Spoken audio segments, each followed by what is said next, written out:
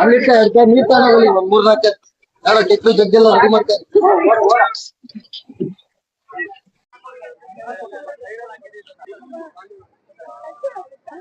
Like ಮಾಡಿ, share ಮಾಡಿ, subscribe ಮಾಡ್ಕೊಳ್ಳಿ. ಲೈಕ್ ಮಾಡಿ, ಶೇರ್ ಮಾಡಿ, ಸಬ್ಸ್ಕ್ರೈಬ್ ಮಾಡಿ.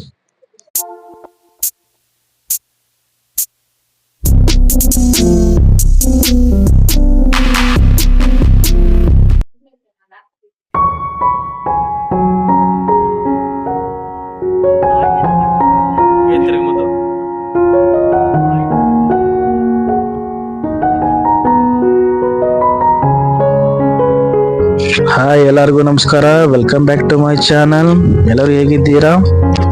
ಎಲ್ಲರೂ ಚೆನ್ನಾಗಿದ್ದೀರಾ ಅಂತ ಅಂದ್ಕೊಂಡಿದ್ದೀನಿ. ದೇವ್ರು ಎಲ್ಲರಿಗೂ ಆಯುಸ್ಸು ಆರೋಗ್ಯ ಕೊಟ್ಟು ಕಾಪಾಡಲಿ.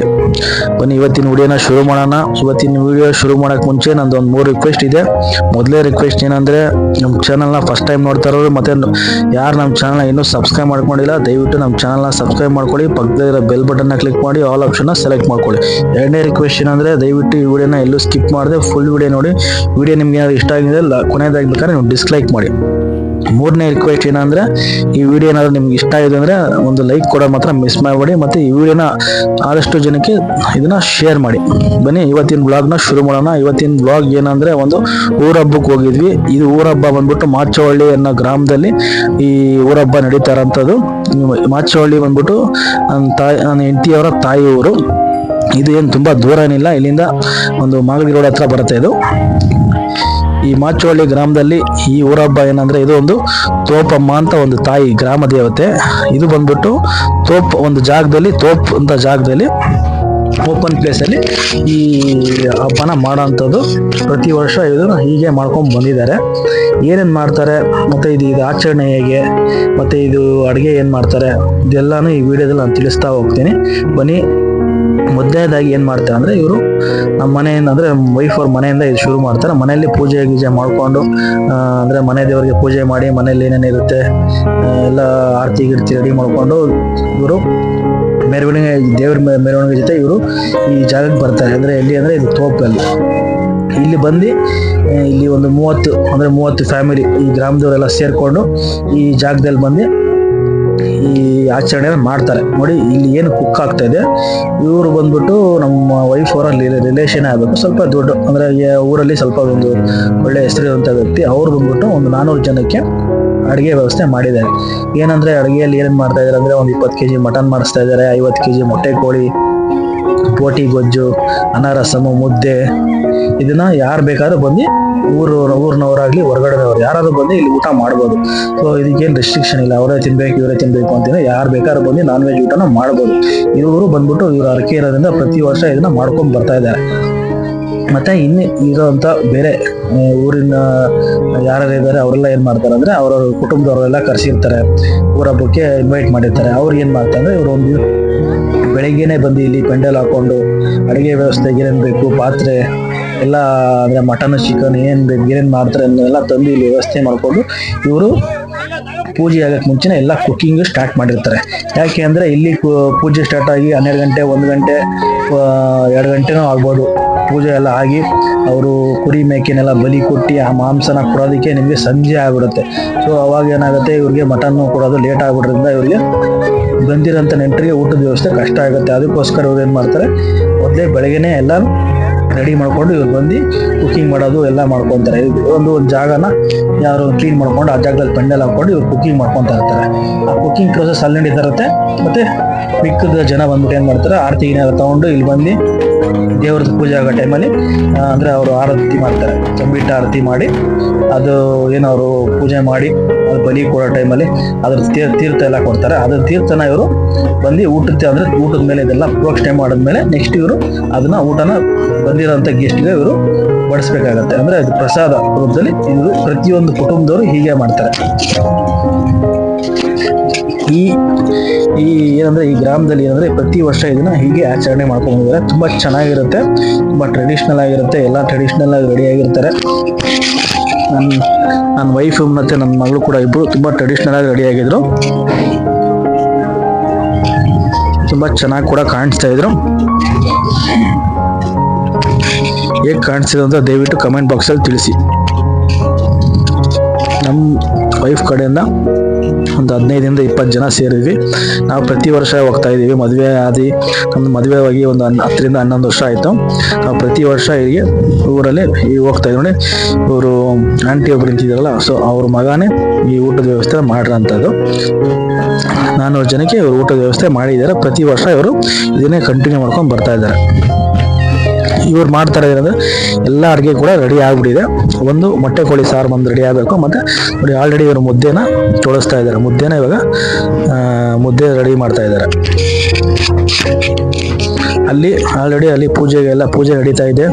ಮತ್ತೆ ಅಲ್ಲಿ ಬಂದಿರೋಂಥ ನನ್ನ ವೈಫ್ ಅವ್ರ ನೆಂಟರು ಅಂದ್ರೆ ಯಾರು ಇದಾರೆ, ಅಕ್ಕ ಅವ್ರ ಅದಕ್ಕೆ ಎಲ್ಲ ಅಲ್ಲಿ ಕುಕಿಂಗ್ ಪ್ರೊಸೆಸ್ ಮಾಡ್ತಾ ಇದ್ದಾರೆ. ಇವ್ರು ಬಂದ್ಬಿಟ್ಟು ಇಲ್ಲಿ ಬಂದು ನಾನು ಇಲ್ಲಿಂದ ವಿಡಿಯೋ ಮಾಡಿದ್ದೀನಿ, ಅಲ್ಲಿಂದ ವಿಡಿಯೋ ಮಾಡಿದ್ದೀನಿ. ಏನಂದ್ರೆ ಈ ಹಬ್ಬದ ಆಚರಣೆಗಳನ್ನ ಯಾವತ್ತೂ ನಾವು ಬಿಡಕ್ಕೆ ಹೋಗ್ಬಾರ್ದು. ನಮ್ಮ ಸಂಪ್ರದಾಯ, ನಮ್ಮ ಆಚರಣೆ ಯಾವತ್ತೂ ನಾವು ಬಿಡಲೇಬಾರ್ದು. ಪ್ರತಿ ವರ್ಷ ಅದೇನಂದ್ರೆ ಏನಾದ್ರು ಕೆಲಸ ಇರಲಿ, ಎಂಥದೇ ಇರಲಿ, ಅದನ್ನೆಲ್ಲ ಸೈಡ್ಗೆ ಇಟ್ಬಿಟ್ಟು ನಾವು ಬಂದು ದೇವ್ರದ್ದು ಕಾರ್ಯಕ್ರಮಗಳನ್ನ ಯಾವತ್ತೂ ನಾವು ಬಿಡಕ್ಕೆ ಹೋಗ್ಬಾರ್ದು. ಕುಟುಂಬದವ್ರ ಜೊತೆ ಸೇರ್ಕೊಂಡು ಕುಟುಂಬ ಜೊತೆ ಟೈಮ್ ಸ್ಪೆಂಡ್ ಮಾಡೋದು ಅದೇ ಒಂದು ಖುಷಿ ಕೊಡುವಂತ ವಿಚಾರ ಅದು. ನೋಡಿ, ಇದು ದೇವಿಗೆ ಬಲಿ ಕೊಟ್ಟ ಮೇಲೆ ಇದನ್ನ ಮಾಂಸನ ಎಲ್ಲ ಇವರು ರೆಡಿ ಮಾಡ್ಕೊಂಡು ಸಣ್ಣದಾಗಿ ಕಟ್ ಮಾಡ್ಕೊಂಡು ಎಲ್ಲ ಮಟನ್ನು ಒಂದು ಗುಡ್ಡೆ ಮಾಡಿ ಎಷ್ಟು ಜನ ಇದಕ್ಕೆ ಅಂದ್ರೆ ಶೇರ್ ದುಡ್ಡು ಹಾಕಿದ್ದಾರೆ ಅವ್ರಿಗೆಲ್ಲ ಇದನ್ನ ಈಕ್ವಲ್ ಆಗಿ ಶೇರ್ ಮಾಡ್ತಾರೆ. ಗುಡ್ಡೆ ಮಾಂಸ ಅನ್ನೋದು ಪ್ರತಿಯೊಬ್ಬರು ಗೊತ್ತಿರುತ್ತೆ, ಅದನ್ನ ಕೊಡ್ತಾರೆ. ನಮಗೆ 1.5 ರಿಂದ 2 kg ಅಷ್ಟು ಮಟನ್ ಸಿಗುತ್ತೆ. ಇದನ್ನ ನಾವು ನೆಕ್ಸ್ಟ್ ಡೇ ಕೂಡ ಮಾಡ್ಕೊಬೋದು, ಇಲ್ಲ ಸಂಜೆ ಬೇಕಾದ್ರೂ ಮಾಡ್ಕೊಬೋದು. ಈ ಗುಡ್ಡೆ ಮಟನ್ ತುಂಬಾ ಚೆನ್ನಾಗಿರುತ್ತೆ. ನಾಟಿ ಸ್ಟೈಲ್ ಮಾಡಿದ್ರೆ ಇದು ತುಂಬಾ ಚೆನ್ನಾಗಿರುತ್ತೆ ಟೇಸ್ಟ್. ತುಂಬಾ ಜನ ಸೇರಿದ್ರು ಕೂಡ ಈ ಊರ ಹಬ್ಬದಲ್ಲಿ. ಪ್ರತಿಯೊಬ್ಬ ಕುಟುಂಬದವರೆಲ್ಲ ಬಂದಿದ್ರು.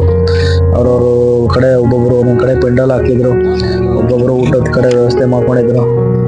ಎಲ್ಲ ನೋಡೋದಕ್ಕೆ ತುಂಬಾ ಖುಷಿ ಆಗುತ್ತೆ. ಇನ್ನು ಈ ಎಲ್ಲ ಸಿಗೋದ್ರೆ ನಮ್ಮ ಹಳ್ಳಿ ಕಡೆನೇ ತುಂಬಾ ಈ ತರ ಸಿಗೋದು. ಸಿಟಿಲೆಲ್ಲ ತುಂಬಾ ಕಡಿಮೆ ಆಗ್ಬಿಟ್ಟಿದೆ. ಹಬ್ಬ ಮಾಡ್ತಾರೆ, ಆದ್ರೆ ಈ ತರ ಟ್ರೆಡಿಷನಲ್ ಆಗಿ ಮಾಡೋದು ತುಂಬಾ ಕಡಿಮೆ. ನೋಡಿ, ಇದು ಬಂದ್ಬಿಟ್ಟು ಮೊಟ್ಟೆ ಕೋಳಿ ಸಾಂಬಾರು. ನೋಡೋದು ಕೂಡ ತುಂಬಾ ಚೆನ್ನಾಗಿದೆ. ಈ ಭಟ್ರು ತುಂಬಾ ಚೆನ್ನಾಗಿ ಅಡುಗೆನ ಮಾಡ್ತಾರೆ.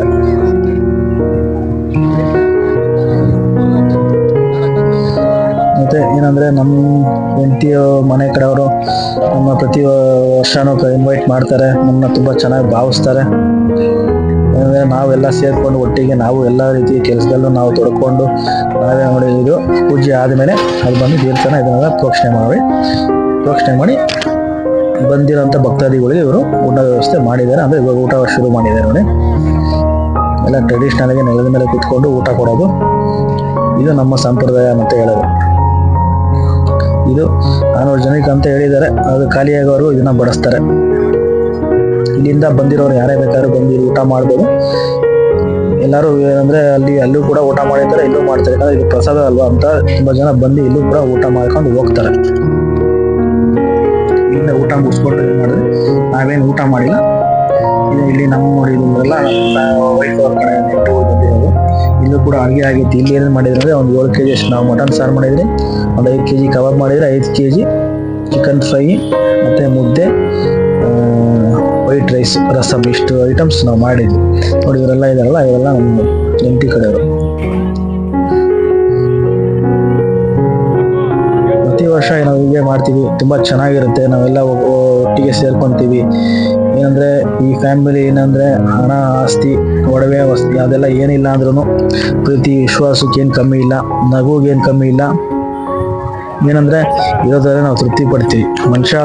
ಮನುಷ್ಯನ್ಗೆ ಏನಂದ್ರೆ ಇರೋದ್ರಲ್ಲಿ ತೃಪ್ತಿ ಪಟ್ರೆ ಅವನು ಖುಷಿಯಾಗಿರ್ತಾನೆ. ಇನ್ನು ಬೇಕು ಅಂದ್ರೆ ಅದು ನೆಮ್ಮದಿ ಅಂತೂ ಇರೋದಿಲ್ಲ. ಇದು ನನ್ನ ಪರ್ಸನಲ್ ಎಕ್ಸ್ಪೀರಿಯನ್ಸ್. ಇರೋವರೆಗೂ ನಾನು ಹೇಳೋದು, ಎಷ್ಟು ದಿವಸ ನಾವು ಇರ್ತೀರಿ ಅನ್ನೋದು ಗೊತ್ತಿಲ್ಲ ನಮಗೆ. ಇರೋವರೆಗೂ ನಾವು ಖುಷಿಯಾಗಿರ್ಬೇಕು. ಈ ಕೋಪ, ಅಸೂಯೆ, ಹೊಟ್ಟೆ ಕಿಚ್ಚು, ಹಣ ಮಾಡೋ ಅಂಥದ್ದು ಇವೆಲ್ಲ ಬಂದ್ಬಿಟ್ಟು ಯಾವುದು ಶಾಶ್ವತ ಅಲ್ಲ. ಇವತ್ತಿಂದು ಪ್ರೆಸೆಂಟ್ ಅದೇ ನಮಗೆ ಶಾಶ್ವತ. ಹೋಗಿರೋಂಥ ನಾಳೆನೇ ಯಾಕೆ ಚಿಂತೆ ಮಾಡಬೇಕು, ಬರ್ದಿರೋಂಥ ನಾಳೆನೇ ಯಾಕೆ ಚಿಂತೆ ಮಾಡಿ, ಅಂದ್ರೆ ಹೋಗಿರೋಂಥ ನೆನ್ನೆದೇ ಯಾಕೆ ಚಿಂತೆ ಮಾಡಬೇಕು, ಬರ್ದಿರೋಂಥ ನಾಳೆನೇ ಯಾಕೆ ನಾವಿಗೆ ಅದ್ರ ಬಗ್ಗೆ ನಾವು ತಲೆ ಕೆಡ್ಸ್ಕೊಬೇಕು. ನೋಡಿ, ಹಾಗೆ ನಮ್ಮ ಮಗಳು ಒಂದು ವಿಡಿಯೋ ಮಾಡೋದಪ್ಪ, ಒಂದು ಫೋಟೋ ತೆಗಿಬೇಕಪ್ಪ ಅಂತ ಅಂದ್ಲು. ಹಂಗೆ ಒಂದು ಸೆಲ್ಫಿ ವಿಡಿಯೋ ತಗೊಂಡು ಒಂದು ಫೋಟೋ ತಗೊಂಡ್ರೆ ನಮ್ಮ ಮಗಳು ತುಂಬ ಚೆನ್ನಾಗಿ ಕಾಣಿಸ್ತಾ ಇದ್ಲು. ಮತ್ತೆ ನೋಡಿ ನನ್ನ ವೈಫ್ ಕೂಡ ಟ್ರೆಡಿಷ್ನಲ್ ಆಗಿ ರೆಡಿ ಆಗಿದ್ದಾರೆ. ಊರಬ್ಬ ಈ ಪೂಜೆ ಅಂದರೆ ಇವೆಲ್ಲ ಏನಂದರೆ ಸೀರೆ ಉಟ್ಕೊಂಡ್ರೆ ಒಂದು ಹೆಣ್ಮಕ್ಳ ಲಕ್ಷಣ ಅವ್ರು ಚೆನ್ನಾಗಿ ಕಾಣಿಸ್ತಾರೆ. ಹಿಂದೆ ಇರೋವಂಥದ್ದು ನಮ್ಮ ಹೆಂಡತಿಯವರ ಅಣ್ಣನ ಮಗ. ಚೆನ್ನಾಗಿ ಇಬ್ಬರು ತುಂಬ ಚೆನ್ನಾಗಿ ರೆಡಿ ಆಗಿದ್ದಾರೆ ನೋಡಿ. ಇವರು ನಮ್ಮ ಹೆಂಡತಿಯ ಅಕ್ಕನ ಮಗ. ಹಾಗೆ ಒಂದು ಸುಮ್ಮನೆ ಹಾಗೆ ಒಂದು ತಮಾಷೆಗೋಸ್ಕರ ಹಂಗೆ ಒಂದು ಎಲ್ಲರನ್ನು ಕಾಲು ಎಳೆದುಕೊಂಡು ಹಂಗೆ ಸುಮ್ಮನೆ ಒಂದು ನಮ್ಮ ಹೆಂಡತಿ ಬಂದ್ಬಿಟ್ಟು ಸೌತೆಕಾಯಿ ಹೇಳ್ತಾ ಇದ್ದಾರೆ. ಅದರತೆ ಒಂದು ಸುಮ್ಮನೆ ಜಸ್ಟ್ ಒಂದು ತಮಾಷೆಗೋಸ್ಕರ ಹಾಗೆ ಇಂಟರ್ವ್ಯೂ ಮಾಡ್ತಾ ಇದ್ದಾರೆ. ಇದು ನಮ್ದೇನಂದ್ರೆ ಪ್ರತಿ ನಾವು ಎಲ್ಲರೂ ಒಟ್ಟಿಗೆ ಸೇರಿದಾಗ ಏನಾದರೂ ಒಂದು ನಾವು ಅಂದರೆ ಎಂಜಾಯ್ಮೆಂಟ್ ಇದ್ದೇ ಇರುತ್ತೆ. ನಗುಗಂತೂ 100% ಏನಂದ್ರೆ ಅದು ನಗುಗಂತೂ ಯಾವುದೇ ರೀತಿ ಕಮ್ಮಿ ಇಲ್ಲ, ಖುಷಿಗಂತೂ ಕಮ್ಮಿ ಇಲ್ಲ, ಒಂದು ಸಂತೋಷಕ್ಕಂತೂ ಯಾವುದೇ ರೀತಿ ನಮ್ಮಲ್ಲಿ ಕಮ್ಮಿ ಆಗಲ್ಲ. ಎಲ್ಲ ಒಟ್ಟಿಗೆ ಖುಷಿಯಾಗಿರ್ತೀವಿ, ಎಲ್ಲ ಸೇರ್ಕೊಂಡು ಕೆಲಸ ಮಾಡ್ತೀವಿ. ಏನಂದ್ರೆ ನಿಮಗೂ ಕೂಡ ಏನಾದರೂ ಈ ಥರ ಒಟ್ಟು ಕುಟುಂಬ ಜಾಯಿಂಟ್ ಫ್ಯಾಮಿಲಿ ಇದ್ದರೆ ದಯವಿಟ್ಟು ಕಮೆಂಟ್ ಬಾಕ್ಸಲ್ಲಿ ಹೇಳಿ. ನಮ್ಮ ಫ್ಯಾಮಿಲಿ ಬಗ್ಗೆ ನಿಮ್ಗೆ ಏನು ಅನಿಸಿಕೆ ಇದೆ ಅದನ್ನು ಕೂಡ ತಿಳಿಸಿ. ನಮ್ಮ ಫ್ಯಾಮಿಲಿ ಬಗ್ಗೆ ನಿಮ್ಗೇನಾದ್ರು ಇಲ್ಲ ಫ್ಯಾಮಿಲಿ ನಿಮಗೆ ನಿಮ್ಮ ಫ್ಯಾಮಿಲಿ ಚೆನ್ನಾಗಿಲ್ಲ ಏನಾದರೂ ನೀವು ಪಾಸಿಟಿವ್ ನೆಗೆಟಿವ್ ಯಾವ್ದಾದ್ರು ಓಕೆ. ಏನಂದರೆ ನಿಮ್ಮದು ಕಡೆಯಿಂದ ಏನಾದ್ರು ಒಂದು ರೆಸ್ಪಾನ್ಸ್ ಬರಬೇಕಷ್ಟೇ. ನೋಡಿ ಇವರು ನಮ್ಮ ವೈಫ್ ಅವರ 2ನೇ ಅಕ್ಕ. ಇವರು ವರ್ಷ ಇದೇ ಆಚರಣೆ ಮಾಡ್ಕೊಂಬರ್ತಾರೆ. ಅವರು ವರ್ಷ ತಾಯಿಗೆ ಒಂದು ಮಡ್ಲಕ್ಕಿ ಕೊಡುತ್ತಾರೆ. ಅವ್ರನ್ನೇನಾದ್ರು ಬೇಡ್ಕೊಟ್ಟಿರ್ತಾರೆ, ಆದರೆ ಇವರು ಒಂದು ಮಡ್ಲಕ್ಕಿನ ಕೊಡ್ತಾರೆ.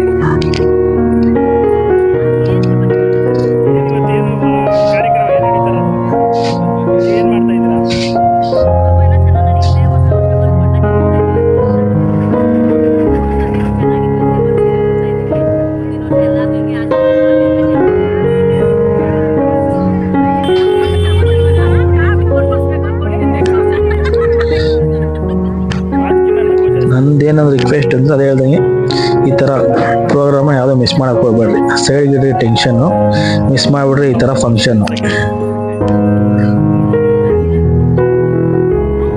ನನ್ನ ಹೆಂಡತಿ ಅದೇ ಬೆಲ್ಲದ ಆರತಿನ ಇಟ್ಕೊಂಡಿದ್ರು. ಇವರು ನನ್ನ ಅತ್ತೆಯವರು, ನನ್ನ ತಾಯಿಯ ನನ್ನ ಹೆಂಡತಿಯ ತಾಯಿ ಅವ್ರದ್ದು ಇಂಟರ್ವ್ಯೂ ಮಾಡ್ತಾ ಇದ್ದಾರೆ. ಅದೇ ಹೇಳ್ನಲ್ಲ, ದೊಡ್ಡವರು ಚಿಕ್ಕವರು ಅದು ಏನೋ ಆ ಥರ ಏನು ಇಲ್ಲ. ನಮ್ಮದ್ರಲ್ಲಿ ಎಲ್ಲ ಖುಷಿಯಾಗಿರ್ತೀವಿ. ಯಾವುದೇ ವಿಷಯಕ್ಕೂ ಬೇಜಾರು ಮಾಡ್ಕೊಳ್ಳಲ್ಲ, ಕೋಪ ಮಾಡ್ಕೊಳ್ಳಲ್ಲ, ಖುಷಿಯಾಗಿರ್ತೀವಿ. ಅದೇ ಮನುಷ್ಯನಿಗೆ ಬೇಕಾಗಿರೋದು ಅಂದರೆ ಖುಷಿಯಾಗಿರ್ಬೇಕು ಅಷ್ಟೇ ಹೇಳೋದು. ತಿನ್ಬೇಕು, ಒಳ್ಳೆ ಆರೋಗ್ಯವಾಗಿರೋ ಊಟ ಮಾಡಬೇಕು, ಖುಷಿಯಾಗಿರ್ಬೇಕು. ಎಲ್ಲ ಮರೆತು ಮುಂದೆ ಜೀವನದಲ್ಲಿ ಮುಂದೆ ಸಾಗ್ತಾ ಇರಬೇಕು. ಇದೇ ಅಂದರೆ ನಿಮಗೆ ಖುಷಿ ಬೇಕು ಅಂದರೆ ಇದೇ ನಿಜವಾದ ಗುಟ್ಟು. ಎಲ್ಲನೂ ಯಾವುದನ್ನು ನಾವು ಅದು ಅಂದರೆ ತುಂಬ ತಲೆ ಕೆಡ್ಸ್ಕೊಳಕ್ಕೆ ಹೋಗ್ಬಾರ್ದು ಯಾವುದೇ ವಿಷಯನ. ನಿಮಗೂ ಅದೇ ಹೇಳೋದು ನಾನು, ಯಾವುದೇ ವಿಷಯಕ್ಕೂ ತಲೆ ಕೆಡ್ಸ್ಕೊಳಕ್ಕೆ ಹೋಗ್ಬೇಡಿ. ನಿಮ್ಮ ಫ್ಯಾಮಿಲಿ ಜೊತೆ ಚೆನ್ನಾಗಿರಿ, ಖುಷಿಯಾಗಿರಿ, ನಗ್ನಗ್ತಾ ಇರಿ, ಒಳ್ಳೆ ಆರೋಗ್ಯವಾಗಿರೋ ಊಟ ಮಾಡಿ, ಫ್ಯಾಮಿಲಿ ಜೊತೆ ಟೈಮ್ ಸ್ಪೆಂಡ್ ಮಾಡಿ, ನಿಮ್ಮ ಹೆಂಡತಿ ಜೊತೆ ಟೈಮ್ ಸ್ಪೆಂಡ್ ಮಾಡಿ, ಮಕ್ಕಳ ಜೊತೆ ಟೈಮ್ ಸ್ಪೆಂಡ್ ಮಾಡಿ, ಅಪ್ಪ ಅಮ್ಮ ಜೊತೆ ಸ್ಪೆಂಡ್ ಮಾಡಿ, ಟೋಟಲ್ ಆಗಿ ಫ್ಯಾಮಿಲಿ ಜೊತೆ ಟೈಮ್ ಸ್ಪೆಂಡ್ ಮಾಡಿ ಮತ್ತೆ ಖುಷಿಯಾಗಿರಿ. ಇದೇ ನನ್ನ ಒಂದು ರಿಕ್ವೆಸ್ಟ್. ಎಲ್ಲರಿಗೂ ಒಂದು ರಿಕ್ವೆಸ್ಟ್ ಏನಂದ್ರೆ ಚೆನ್ನಾಗಿರಿ, ಖುಷಿಯಾಗಿರಿ. ಸರಿ ಸ್ನೇಹಿತರೆ, ಈ ವಿಡಿಯೋ ಇಲ್ಲೇ ಎಂಡ್ ಮಾಡ್ತಾ ಇದ್ದೀನಿ. ಈ ವಿಡಿಯೋ ಏನಾದರೂ ನಿಮ್ಗೆ ಏನಾದ್ರು ಇಷ್ಟ ಆದರೆ ಒಂದು ಲೈಕ್ ಮಾಡಿ, ಮತ್ತು ಆದಷ್ಟು ಜನಕ್ಕೆ ಈ ವಿಡಿಯೋನ ಶೇರ್ ಮಾಡಿ. ಈ ವಿಡಿಯೋನ ಸಬ್ಸ್ಕ್ರೈಬ್ ಮಾಡ್ಕೊಂಡ್ರೆ ದಯವಿಟ್ಟು ಸಬ್ಸ್ಕ್ರೈಬ್ ಮಾಡ್ಕೊಳ್ಳಿ. Thanks for watching this video. ಇನ್ನೊಂದು ವಿಡಿಯೋದಲ್ಲಿ ಮತ್ತೆ ಸಿಗ್ತೀನಿ. ಬಾಯ್.